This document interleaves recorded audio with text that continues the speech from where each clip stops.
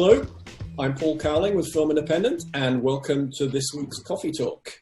If you want to find out more about Film Independent, you can check us out at filmindependent.org. We're the organization behind the Spirit Awards and multiple events throughout the year. Again, filmindependent.org on all the socials. So today we've got two very exciting young creators with us. First up, he's someone I've known for quite a while, since he was a fellow in our Project Involve program.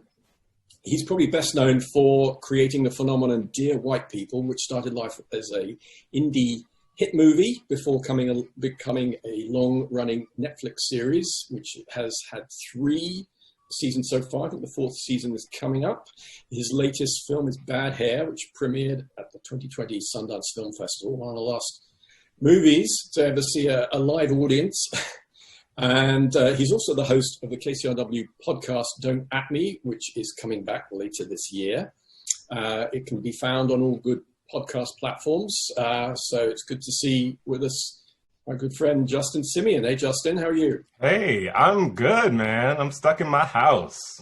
Feels good. I think we all are. Yes. Janicza's not. She's outside right now. I'm outside. This is a cafe. And with us joining Justin today is a director known for Lemon and the upcoming Zola, which also debuted at Sundance this year. Also numerous TV episodes, including Atlanta, Dear White People, Mrs. America, Divorce, and one of my favorites, Here and Now, which was short-lived, but I loved it. Janicza Bravo is with us. Hey, Janicza. Hi, hello. It's so wild, right, that you can see that people are here. I was like, it's just us. We're like in a chamber piece. There are people listening in. Yep. And you actually started, you moved to directing from like the costume department, costume design and wardrobe, right? Yeah, just like Joel Schumacher. Started in costumes and then moved into late Schumacher, yeah. The late Schumacher. Because I don't always get asked about costume stuff, but when I do, I generally will cite Joel Schumacher as like the person that I know that did that. And the reaction is generally something of like a confusion, like not knowing how to process, which I think is great because then it's over. So the way these work is I'm going to step off this virtual stage for about half an hour and let you both chat, talk shop, all those director stuff. And I will come back to field some questions. We'll try and get to as many questions as possible. Anyone tuning in, you can use the Q&A button at the bottom of the screen there to submit your questions. And I'll come back in about half an hour, but I'll hand it over to you. Wonderful. Thank you, Paul. Oh, hello. Oh, hi, Janicza. This is so funny, right? Is it? Is it? It I is. like it too. Yeah, it's a redux of the last time we got to talk. So I hope they don't expect us to talk about film and stuff because I just want to catch up. Like, how are you? I'm just kidding. Exactly. I'm actually I do want to know how you are. The last time we talked was it 2 weeks ago? 3 weeks? It was 2 weeks ago. Yeah. 2 weeks ago, and I think the world is still on fire, but it was the fire was It was particularly hot. It was particularly hot when we talked. Hot, high, and close. So how? I think because racism just started. I think at the end of May, it just began. I think it was around Memorial Day weekend was the beginning of racism, and so and that was so interesting because I hadn't really seen or experienced it before, and then right around that day, it had really opened up for me, as I imagine it had for you also. Well, because Dear White People, of course, was just, me like complaining and bringing up things from the past that we were already over. So to see racism start you're recently. A storyteller, so you were pulling from the air. And it's like a fantasy. Yes. And so it's nice that the fantasy can meet the moment. By the way, I have to do a very not at all humble, super name droppy, gross, humble brag about you. Really? I was talking to Ryan Gosling. Oh, you were? He remembers me? He remembers you about how much Yes, and I was so jealous because he's seen Zola and I haven't seen it, and he was telling me how great it was. He's seen it? He's seen it, girl. By the way, I'm just gonna say, like, so many white people have seen it that, like, I know and that I don't know. Like, a random white person will just, and I'm saying they're white, so for those listening, that's what's happening, okay? A random white person will just write me and be like, "Love the movie." Oh, you're seeing it? That's they have their own cinemas that are corona free. If it means I'm getting a job, if it means something's coming towards me, like, I'm here for it. But I can't believe he remembers me. We met when I was a costume designer. He told me about that, yeah. And so I just wanted to pass that on. He loves you. Well, thank you. He used to also work out at the same gym that I worked out at, which is the Hollywood YMCA, which, if you know what that gym is not sexy. It's like children and old people. It's like all ages, all abilities. It's great. It's like that's great. Gym if you want that. I mean, you're not going now because you're not going anywhere. And I hate working out. So you're fine. You're fine. Don't even think I'm fine. So, okay, artist questions. What are you, like, how are we going to meet this crazy ass moment? I mean, obviously racism just started. We're filmmakers who have been imagining, I guess, racism up until this point. But now we can actually speak to it in our work at last. How are you meeting this moment? Like, what's in your mind right now? Like, what are you working on and how are you integrating it? Yeah, I mean, I think when last we spoke, and this is shifting for me, I was feeling, at 100 days of quarantine, 120 days, whatever the number is, I was feeling pretty uncreative.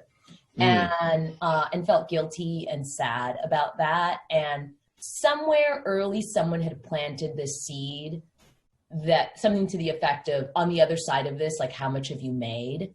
And I don't mean money. I mean, like, the tangible object, right? The art itself. And it was really eating away at me. And I felt sort of destroyed because I was like, well, I think at the end of this, I will have myself. And that's a lot to have, though. I am just grappling and grasping at my own sanity and well-being. But I've come out on the other side of it. I mean, were you feeling creative during those first 100 days, 40 days, 50 days? Were you feeling like, no, I wanted to stay in bed. I wanted to stay under the covers. I mean, there was like a kind of forced creativity because we were still writing Dear White People. And so you were doing your writer's room virtually? Yeah, we were doing a Zoom writer's room, which, is very taxing for reasons I still haven't quite figured out why Zoom writer's rooms are like harder than the real thing. Well, were you looking at your own face while you were doing it? During a substantial part of it. Yes, absolutely. Did I put you in a weird position having to answer the question of were you looking at your own face? Well, because when you said it, I was looking directly at my own face. So I think that I haven't read anything and I'm sure someone is working on this, but there has to be some sort of mania that sets in. If we were at coffee in the writer's room, we would never be seeing our own reflection. And and it is already taxing to do a degree of performing, right? You're like putting on the thing. And then so to be putting on the thing and watching yourself put on the thing and then readjusting, I've learned that like when I use my hands, like that looks good, and I'm just like, that's insane. But I have been looking into my own eyes. It's weird. Too many it's so hours weird. a day. And when you're not looking at your expression, you're looking directly into someone else's digital eyes. It's like in a writer's room, like you can look anywhere. You can look at your phone. You can look at the wall. Like you're having these like very intimate and intense conversations with people. And you cannot look away from either your or their face. Going to the bathroom, right? I know that seems goofy, but something like going to the bathroom or eating. Oh, yeah. Where I've been on something and then been like, oh no, I suddenly have to because like I haven't regulated my life to like for this to make sense. And then you need to go to the bathroom or you need to eat. And then you're just like, in a prison of sorts where you can't. Yeah. And I'm just going to keep it real because it's just me and you and possibly several others. I don't know. But there was a couple moments in the early days where, wearing like shorts wasn't great for my writer's room, because when I would get up, a little butt, I would moon them, actually. And there are several lawsuits pending because of that. So it's been a hard road for everybody. But it was nice. It was nice to have the show to pour it into. I think at the beginning of COVID, we're making the show, but we're making it for a future that we don't completely understand. And since racism started recently, it's been interesting because I'm like, wow, like everything we had to say, even then in the hypothetical bubble of COVID, like is incredibly, maybe even more pertinent than it was then. Like we couldn't have possibly anticipated how pertinent it was. And for me, I don't know, and I'm curious about your experience about this, like, there is it's different this time kind of energy around the racial conversation. I think what has continued to surprise me is what isn't different this time. Like there's a lot of virtue signaling that's new from people that we've never heard it from before. But behind closed doors, I'm still privy to the same amount, if not more, exasperating sort of conversations and situations. How have your professional relationships with white people been? It has happened less now, but I would say 14, 15 days ago, I got a lot of messages from people that just said, I'm sorry. And that was really, I was already exhausted when I read that, because I thought, I don't want to engage this, because then I either have to say it's okay, or I have to say it's not okay. And you say thank you, which feels weird. Yeah. And then I can also I can see the road where I'm going to mammy somebody through their apology of whatever, either their own behavior or just the world. And I'm like, I don't got time for this. I still have a list going of people that I need to respond to that wrote, and it just keeps getting longer. And I'm just like, I don't want that. I mean, look, I have well-meaning white boos who I'm just like, girl, it's fine, But then there is a list of people whose numbers aren't in my context. Like I don't know who they are. Like it's been that long. I'm sorry. I got long emails, really long emails where people walk through the steps of the thing that happened. And I'm not replying to them. I think I just don't want it, Yeah. Because it's a different kind of, victimization might be too strong a word, but it's sort of like you're being put on the spot. Like I remember I went to a Black Lives Matter protest at some point, and it was down the street from here, and it was beautiful. It was mostly white people. It was in Silver Lake. Everyone was kneeling in the streets. And I felt so awkward because I was one of very few Black people there.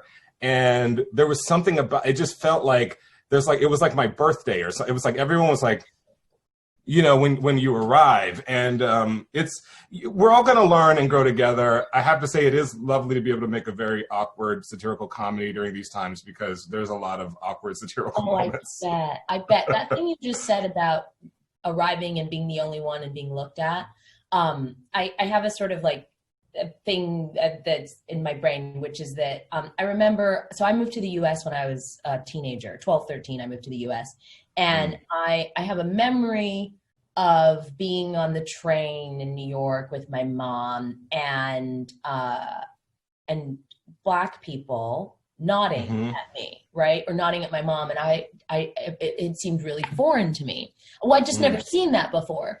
And with time, I noticed that is just something that do you know what I'm talking about? An acknowledgement of you're here, I'm here. And, and I never really arrived at an answer for it. It was just something that I recall. And then when I moved to LA, because I seem to have seen less Black people unless I was seeking them out, I remember I had a partner who was white, a romantic partner.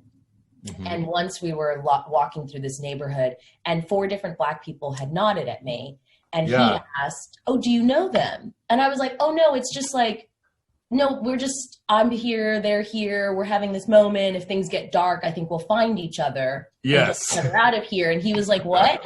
And so I went to a protest in the last few weeks, and there were mostly white people, and white people were doing a version of the nod to me. And it was almost like, I get it. I see you. I feel you. Like I'm here with you. And it stressed me out, actually. It's stressful. But it had recalled that thing. But I was like, this is, when it gets dark, I'm not finding you. I'm still looking for someone else. but it's an interesting position because like I'm glad that it's happening. I am. I just like, but again, it's like it really is always on Black people to navigate it with like grace and wisdom and understanding. But it's fucking awkward for us too. Like this is a very, there's something. It doesn't feel like a triumph when you've been screaming at the wall your whole life, and then finally someone turns around and listens. Like I don't know what I feel at that. I'm tired. Like I'm still in recovery. So tired. I'm dehydrated. Although right now you look very hydrated, I have to say. Well, it's because I showered, and yes. I felt you were worth it, and the participants were worth it. Well, I didn't think that, I guess, because I am, in my night shirt. Before this call started, you were telling me about what you were watching in quarantine. I think you should tell the children listening to the Zoom too. Okay, so I mean, as I'm sure you are, I'm watching a lot more, just the most. And I think that when this started, when this first started, I thought, wow, what a great opportunity to watch all the things that I have lied about watching. And when I went to the Dear White People, totally. I'm Wizard of Oz. You went to film school, so it's different for you. But I mean, like that list of shit that you've definitely seen. Oh, it's even worse when you've gone to film school because when you haven't seen it, like there's no excuse. It's like. But like the. What do you mean you haven't seen the best years of our lives? Like it's like I missed it. Yeah, that list, whatever that list is, which keeps growing, that like, AFI releases it. I'm sure Film Independent does it, of like the 100 films you must have seen. So I've probably lied about seeing 75% of those. And and I thought, well, this is a great time to finally watch those movies so that when I'm in a meeting and somebody cites, that movie and I'm like, love the photography. Have seen it all the time, actually. The mise en scène is brilliant. Oh my God. Like, you know what I mean? So I kind of went to that list and found that it was actually too demanding. It required too much of me. And for instance, and this is not meant to be any shade, but one of the things I had lied about seeing was Taxi Driver. Oh, wow. And, I lied about seeing that one for a long time, too. But you did see it eventually. I eventually saw it, yeah. I think I understand why I lied about seeing it when I started watching it. And I think that I was always in these circles of, I went to theater school, but I had a lot of friends who were in film school. So I'd be in these like circle jerks of white film boys being like, I can't even, it's like the words aren't worth describing it, but it was some energy where like everyone's pants were down and like their mouths were open. And I was like, I totally love it. And I feel that way too.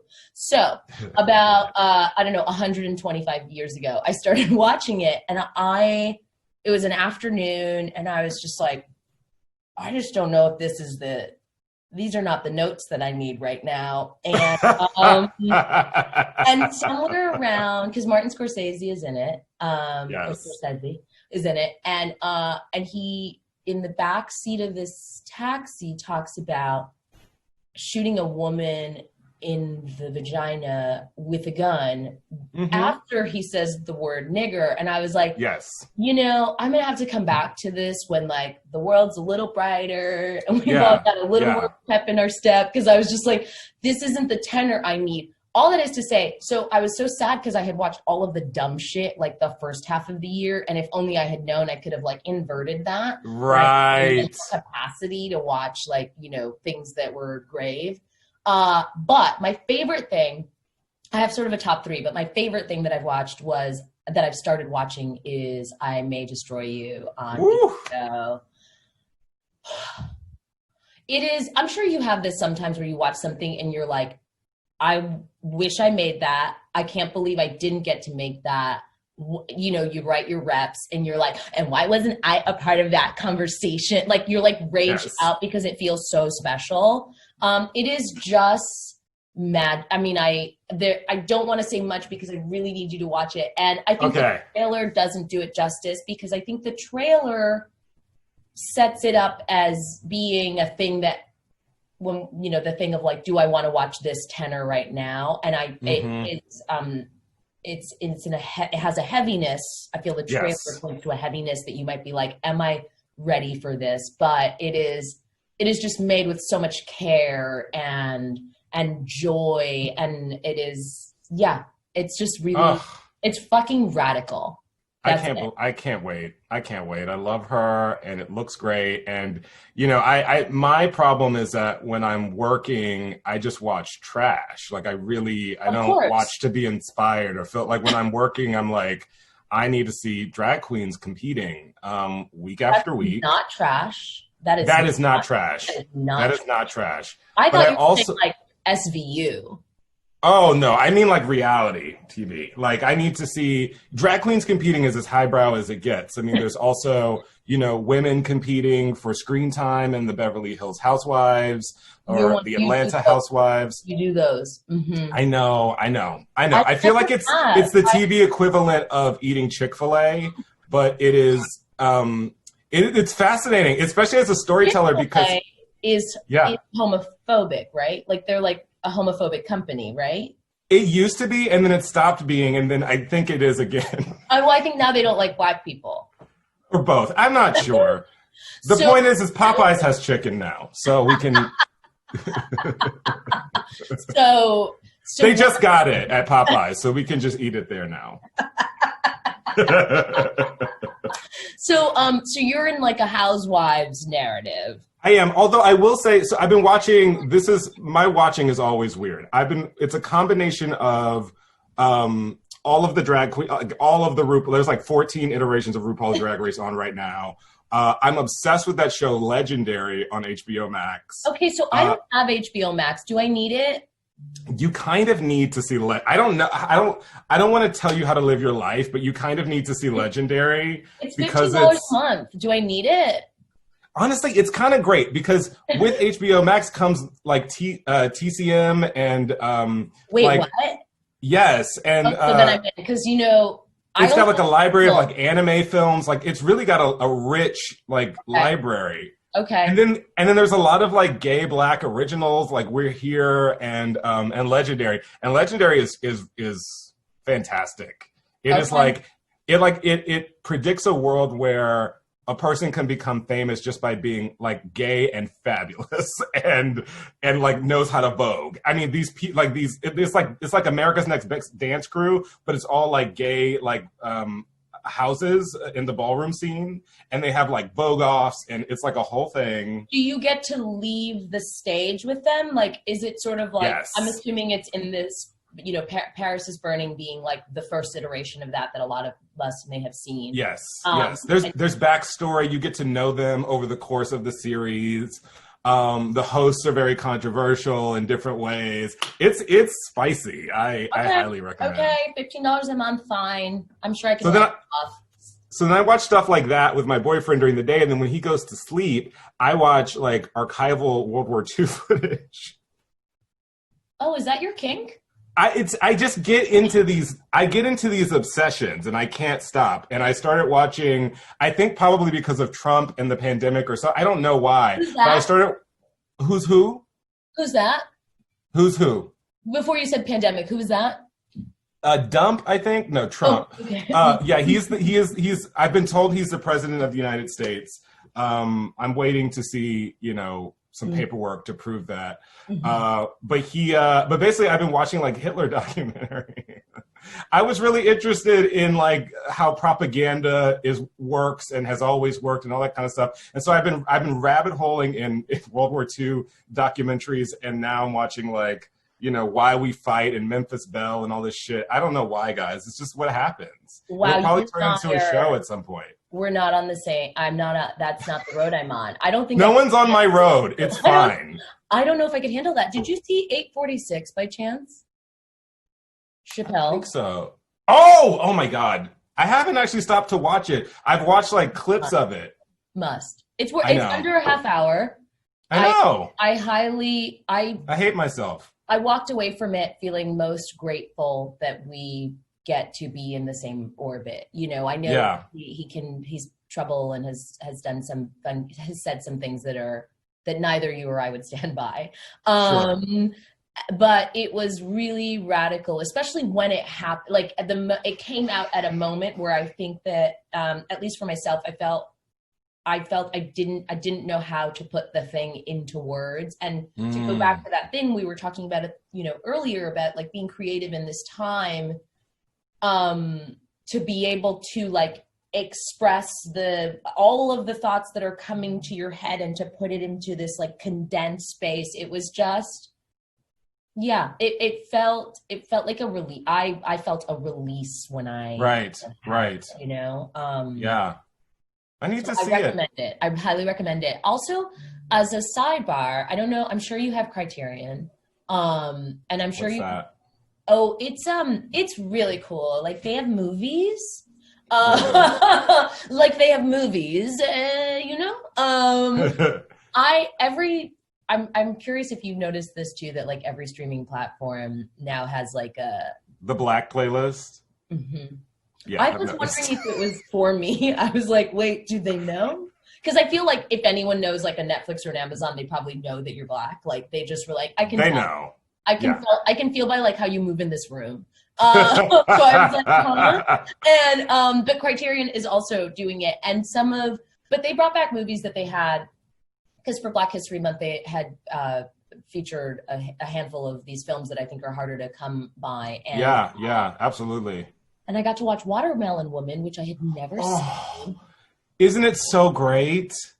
I was so angry when it was done, because I was like, wait, fuck this industry. Like, why wasn't I told about this? And why wasn't like that moment happen and you were like, well, what do you want to do? Like, what do you want to do? Yes, it was so fucking good. And then there's this documentary short that you must see, Suzanne. Write it down, Suzanne. Because if you don't have Criterion, for those who are participating, they're offering movies free, but they're Black content free. And this film, Suzanne, which is also under a half hour, is a documentary short. It's a documentary short, and I haven't stopped thinking about it since I saw it. It's in like they're like the 5 things I've seen that have stayed with me. And, over the last, a couple months, and that is one of them. It is just wow.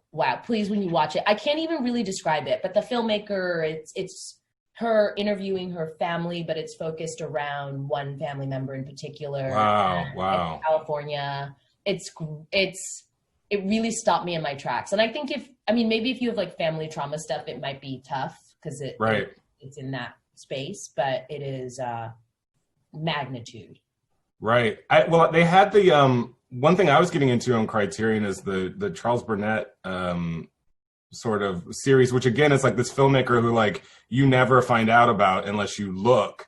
He made Killer of Sheep. Only citing Killer of Sheep though, and then you're like, well, actually, there's a breadth of work. There was a lot of work, and To Sleep with Anger is a movie I just had never. I haven't seen that one. I'm gonna write that down. Heard about, and it's so fabulous, and it's like it's a totally independent filmmaking mind. I mean, his movies operate in ways that are particular to his movies, and the only difference between like him and say a Tarantino or even us today is that nobody really knew what to do with him at the time, I guess. Like it just fell in the cracks, and you watch these movies and it's like, how did this fall into a blind spot? This is fucking genius. Like we should, if we're going to talk about Spike and John Singleton and, Robert Townsend, like we got to be talking about Charles Burnett as well. Like he's a genius. There wasn't enough room. There just wasn't enough room. There just wasn't. And racism hadn't started, so people didn't know. You let 3 in, and even of those 3, there was like I don't know if there's room for all of them. I mean, there has to be a hierarchy. Yeah. It's sort of tragic, the idea of there not being able to be, watching Watermelon Woman, watching Cheryl Dingley's work and going, well, why wasn't there space for her? And I think that it is only a more recent phenomena that there could be a multitude of Black voices, or a multitude of, and I'm sure other groups of other colors. I don't know when they're. Yes. I don't know. Can there be more Asian voices, more brown voices? I don't know. That would be nice. But it's like, oh, there's the one, you know. And I think the idea being like, once you've watched one of them, you're kind of like, I don't really want to do the homework and watch more. You know, you've seen the totality of the Black experience, really. Once you've seen, is there room to let more in? I'm just so tired already. It's really exhausting, and I get it. It being Black is extremely exhausting, so I do get it on some degree. I started tired, you know. But you know, I think globally speaking, white people are a minority, and yet globally, you know, stories about white people or featuring white casts are thought to be about humanity. They're thought to be about all of us. Well, white is invisible. I don't know if you know that. Right. No, I didn't. I'm learning that. Has told us that white is invisible. And yeah, it's not really a race. It's everyone except you and me. It's a uni. It's the umbrella, and everything else is niche. Is niche, exactly. and I think like that's the big frontier. Is like, okay, thank you for your dedication to Black stories and Black lives, but like, what if we financed and promoted niche Black content as if it could be for anybody? Then we're really going to be doing something. Well, I'm remembering talking to you about this when Dear White People was coming out, and that there had been, I don't want to misquote, but there had been a conversation, I think, with your distributor about how viable the film was abroad. Yes. And it was before we made it. We were looking for financing, and I got pulled into a room with my agent at the time, and totally respect him then, respect him now. But he's gone. I'm no longer with that agency.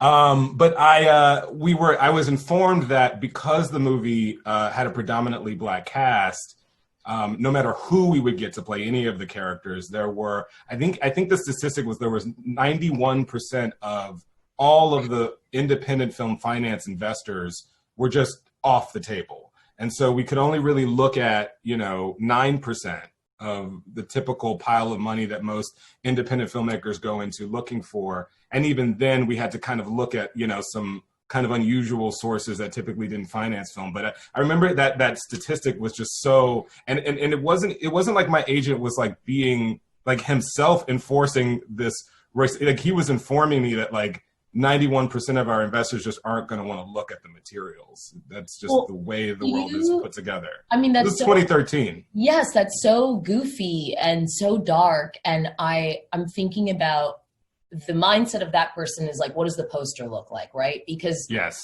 I guess there seems to be some percentage of people that go see a movie based on a poster. Yes, I've never met them. I've never met them because I certainly have never looked at a poster and thought, oh my, I must see it. You know, when I was like in the 80s, I do remember going to the movies and being like, oh, what is that going to be? But, But what size were you? So it's very small. All of it was this one. And I was looking straight up and, I didn't have friends. By the way, I'm sure there are people who do look at the thing and that I'm just saying like they're shitty posters in movies and vice versa. Absolutely. Right? Absolutely. But I think it stayed with me when we talked about that, because when I went on to do my own first feature, where the central cast was predominantly white, but there were Black actors in it, and Nia Long was one of our leads, and I had seen a mock-up of a poster that didn't include her. And I was like, well, I don't understand. And they were like, well, it's just like for the European market. I was like, there's so many white faces on here. And if they see a Black face and they're like, you know what, that's not what I need. You know what, this poster almost got me, but I caught it. I caught the Black person. I was going to walk into this movie and then you were just going to throw Blacks at me. I mean, how dare you? I just couldn't believe that they were looking at my face and then saying the words to me. I thought, well, the audacity. Hi, Paul. Paul has joined us. Paul's had it with us. Hey. He's had it. I'm here. I'm here to try and squeeze some questions in before we wrap up. So yes, please, sir. Questions. You ready for some questions? Yes. Well, firstly, my last question to everyone when we do this is like, what are you watching? So I think we've covered that. in detail. So we'll World War II footage. Should I share screen? Yeah. If you want to. I have watched some of those Hitler documentaries. It can be depressing, yeah, and fascinating. I'm weird. Question here from Leslie. She says, I've recently thought about the process of accumulating inconspicuous benefits creatively. I don't know if this means anything to you. Is this a Buddhist term, I think? Oh, it is. And I'm a Buddhist. Is it? They got some Buddhists up in here? That's I don't know. During quarantine and this unique time in history, has this been showing up for you? And if so, how? Absolutely. So inconspicuous benefits is it's a term that's used among a group of Buddhists that I'm a part of, actually. And it basically means like the fortune or the good things that you accrue that don't come in the form of something that's like really obvious. So for instance, like if you spend months and months working on a movie that doesn't go, well, that you still became a much better artist and you learned, how to communicate. Like there was an inconspicuous, unseen benefit to it, even though outwardly maybe it doesn't look like a success. And I would say, absolutely, for me, I mean, I kind of need like a 100-day quarantine minimum per year just to get my life back on track is what I'm like, just the sheer, like as an introvert who works in a very extroverted industry, being able to just be at home and watch movies and remember that like I like writing, like I enjoy it. I enjoy this process when it's not, sort of we're making impossible deadlines all of the time. So for me as an artist, it's been an opportunity to really refuel. That was good. Good answer, Justin. I've never heard that term and I'm going to take it with me after this. Buddhism. I think my version of that is I feel, Justin, you'll probably relate to this because I'm not sure what the gestation of bad hair is, but my film Zola, which premiered earlier this year at Sundance, like yours, was like a 3-year life cycle that is supposed to be coming out, in this window. And what I have sort of arrived at in this time in looking back is one, not having celebrated any accomplishment over the last few years and how I was waiting. I had been waiting the movie was going to come out and then I would say yes to myself. And then I would pat myself on the back. And then I was going to literally release and release. And I think what I've kind of arrived at is being able to celebrate myself. Yeah. And I didn't exactly know how to do that. And I think it's like incongruous with how I was reared, but trying to, say you did a good job more and being a bit more gentle with myself is, I would say, one of the pluses. And it is, I think, a forever lesson, but it is certainly something because maybe you are or not, but I had a good deal of mourning and grief over what the year was supposed to be like. Sure. And now that I have fully mourned, I mean, I'm still mourning, but I've mostly done my mourn and pivot. And in my pivot, I'm looking at, it's not about not looking at the end goal, but I guess what the steps are on the way to that end goal. Right. Right. And also, may I just throw in something into your pile of appreciation? We got to talk. I was able to start doing my podcast again during the COVID-ness. You and I had a conversation last couple weeks ago, and I watched Lemon really for the first time since it came out. And I just have to say, if you haven't seen Janicza's first film, Lemon, like, boy, does it deserve a rewatch. I really feel like a bunch of critics kind of showed their asses on that movie because it's so fucking brilliant. And what you're trying to say and what you're demanding as your right to say as a Black woman, I think is pretty profound. So I've enjoyed revisiting you, I must say, during this quarantine. Guys, this just for Justin to boost my ego.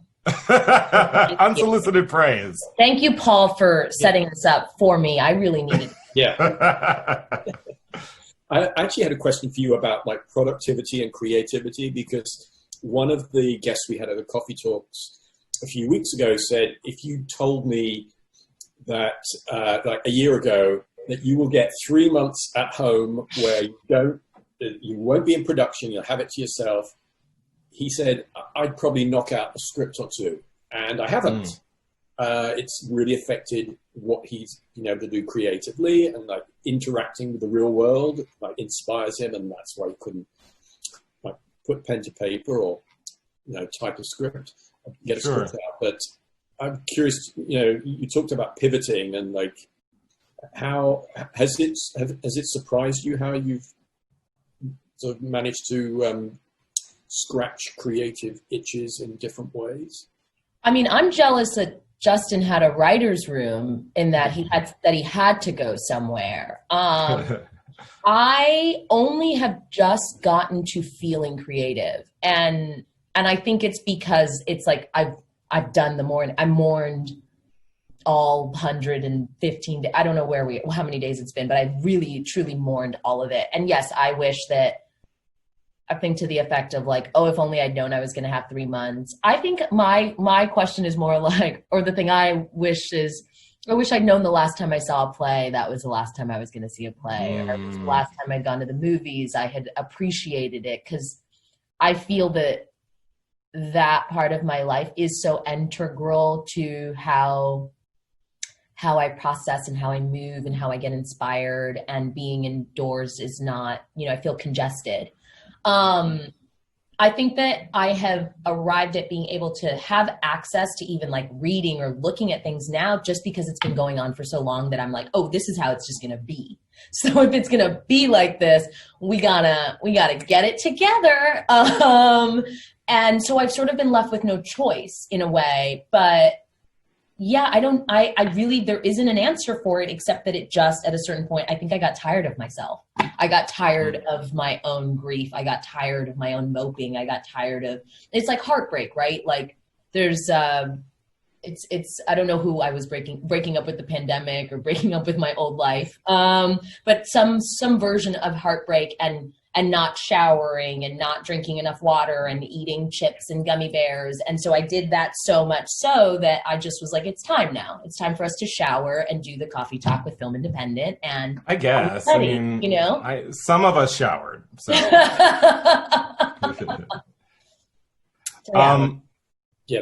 Justin? Yeah, I mean, I am an introvert. I get energy being by myself. And because what we do is such an extroverted thing, I don't think I had that mourning process in terms of not being outside. But I certainly, when COVID struck, I was not in a great place emotionally, if I'm just being honest. Sundance is very hard and grueling, and I think on the outside, Bad Hair certainly looked and is a success in terms of we sold it. But the process of getting that film there and being in the midst of the last season of Dear White People, it was kind of a lot, and it took me a while to warm up to really do anything, kind of like you were, Janicza, to just get out of bed and like see the sun. But as the days went on, I found that like, because I had the time, there were things that I stopped doing in my creative process because I didn't have the time before, that now I'm able to do regularly. That's really enjoyable. Like we put, a director is constantly auditioning for another job. You're always putting together presentations and pitch decks and all that kind of stuff. And normally I wouldn't have time to sort of sit there and pick the images and edit the rips, where you sort of take clips from other movies and put something together. And I found that like I really enjoy that stuff. I really enjoy editing. I really enjoy the graphic design aspect of planning a movie. And just being able to have time to do those things has, for me, been really fulfilling. And just being able to watch stuff. Yeah. Mm-hmm. Probably got time for two more questions here. One from Mark for you, Justin. In the ever-changing news cycle, what are some of the challenges of incorporating topics from headlines you wish to deal with in Dear White People? Sure, I will answer that, but I also want to say there's a question about all that jazz that must be asked. I'm going to ask brilliant. That. Okay, good. Okay, cool. Okay, so in the area, what are some of the challenges? I mean, to be honest with you, the challenge is never how do we make the show relevant. It just, we make jokes that we don't even realize are actually like predicting huge social movements. Like, you know, for instance, I'll just give you like a little bit. In this season of Dear White People, at the beginning of their semester, there is this sense from white people that, you know, we did it. We fixed racism. They are sort of like, they've turned the tide. They're not being resistant to some of the things Sam has been saying over the years. And because they've done it already, she essentially feels very boxed in. And since the George Floyd protests and racism beginning in late May, it's just crazy how much that like was predicting the experience of being Black right now. So, you know, honestly, with the show, me and the writers are just speaking from our own personal experience. It is a show about the human condition from a Black perspective. It is about Black people, but it's really about all of us. And we find that sometimes when we're making a joke or a concept, or we're talking about something, whether that is police brutality or becoming a public victim on the other side of police brutality, or, you know, sort of hero worship within the Black community, these are issues that, like, unfortunately are a bit evergreen and just become more topical as time passes, which is unfortunate. Before we get to the last question, you want to talk a little bit very briefly about what we were talking about before we went live, like how you tested the water while you were developing the original film? Oh, sure. Yeah. So I had the script called 2%, which was about the 2% Black population at this white school. And on that campus was a woman named Samantha White, who had a show called Dear White People on the radio. And I wanted to test how, one, white people would react to that, but also I wanted to see if she was funny. I wanted to see if the stuff I was coming up with her was funny. So I started the Dear White People Twitter account to test out the voice of Sam White. And I have to say, as helpful as that was in knowing what was funny, it was also really helpful because of the pearl clutching and the outrage from white people at the time on Twitter was actually very helpful in scripting the response to Sam White in the movie and the show. So, you know, that was a big tool at the beginning of that journey. And that account is still active. It's now. It is. It's a promotional account now that, you know, Netflix is using to promote the show on occasion, and it's out there. So you can check it out. Is it written in her voice still through Netflix promotion, or is it not? Not so much. Not so much. I think my voice might be like a tinge too shady for like a corporate. I don't know. We'll see. Who knows? But a little bit. A little bit. So the last question here is from Jesse, and it's for you, Janicza. You've cited All That Jazz as one of your favorite films, and Lemon features an innovative diegetic musical number as the family sings 1 million matzo balls.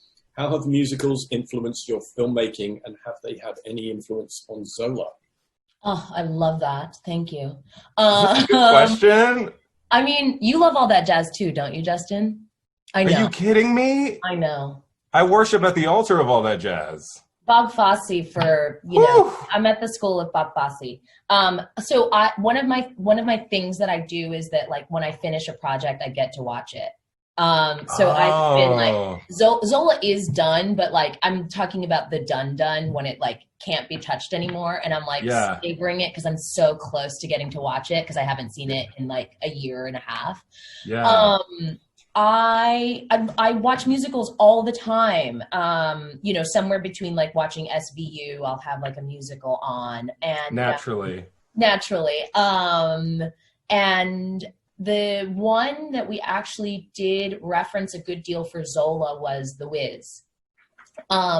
Because obviously, right? Well, because it is. What? I thought when I read the Twitter story, it had seemed kind of like a modern Wizard of Oz. At the center, the character Zola is not so different from Dorothy, who wants adventure and wants to leave home. And then when she finally leaves home, she's like, "Can I go back home?" And in the Wizard of Oz and the Wiz, she makes 3 friends. She ends up making 3 lifelong friends. And in the world of Zola, she makes 3 people who are, you know, are never friends or for not friends. So we were kind of looking at how The Wiz or The Wizard of Oz looked a bit like Zola. I need to see Zola tonight, Janicza. I'm Can you sorry. make this happen? Wrong color, but we'll wow. The Wiz? I didn't even know that. I'm so excited. When's the last time you saw The Wiz, by the way? 3 weeks ago. Is that true? Yes, I watch it all of the time. There's so many sections of that movie that you're like, oh my God, this is so expensive. Like, it's so expensive what they're doing. It's out of control. Like, that movie is like wild because some of it really, really does not work and I don't think worked then. But some aspects of it are like the score. What Quincy Jones did to that score is outrageous. The cast is ridiculous. The cast, Michael, Diana. Michael's face, though, in it. It's covered up. But there's like some stuff that's just... There's a peanut butter cup on his nose.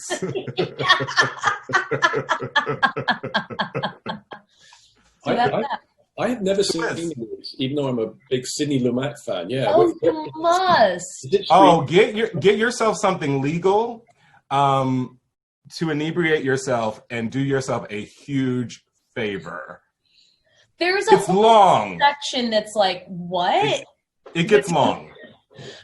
Yeah, and there's a section that's a little bit like what's happening here, and you can feel, like if you work in film, I think you can feel budget stuff where you're like, okay, so they're cutting the budget and this was shot later because like the stuff before this had so many people and then the stuff after has so many people and now it has less people, but this space requires more people. And it's I think it's supposed to be like a financial failure, right? Oh yeah, it was like the most expensive all-black movie ever made, and then we weren't allowed to make movies again until like the early 90s because of it, I think. But also like it's got a lot of esp in it, which is like a 70s kind of new age cult thing. Like it's got things about it that don't work, okay? But a beloved classic that I can't stop watching. So magical. Ted Ross. Woo! So we're pretty much out of time. People were asking where we can see some of your recommendations. I May Destroy You is on HBO right now. Yeah. Yes, Suzanne is on Criterion. So is Watermelon Woman. Oh, must see. What else did we talk about? I don't know where the World War II stuff is. I've been on Netflix for the World War II. I've been on HBO Max. Netflix has a lot of great World War II docs, including Five Came Back, HBO Max for Legendary, and then Hulu around Halloween time for Bad Hair. I was going to ask you, when can we see Bad Hair and Zola? Halloween. For Bad Hair. Zola. Tonight? Somewhere between now and 2021. I need to see it tonight. I'm going to try and get you a link. Okay, great. Are they holding out for theaters to reopen? I think so. Yeah. Love you. I don't know how to answer that question because I don't have the answer to it, and I know that that's some of it, but the news changes every day, so it's hard to have definitive answers when the thing we are engaging with is actually invisible. Yeah. We are out of time. We made it. It's 12:55. I know you both have to be off. Thank you so much for having me. I really so fun. Thank you.